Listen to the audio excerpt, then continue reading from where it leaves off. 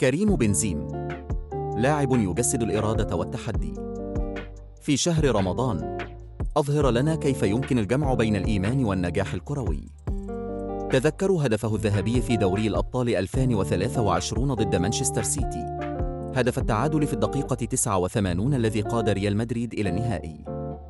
لم يكن مجرد هدف، بل كان الرقم 42 له في البطولة، مما جعله أفضل هداف في تاريخ النادي.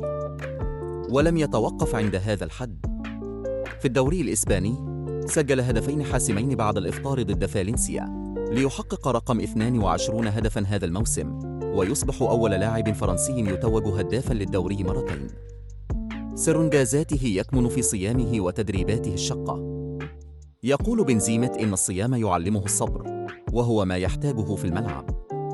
نظامه الغذائي الصحي بعد الإفطار يساعده على الحفاظ على طاقته. هل تعتقد أن الصيام يعزز تركيزه؟ أم أن إيمانه يمنحه طاقة إضافية؟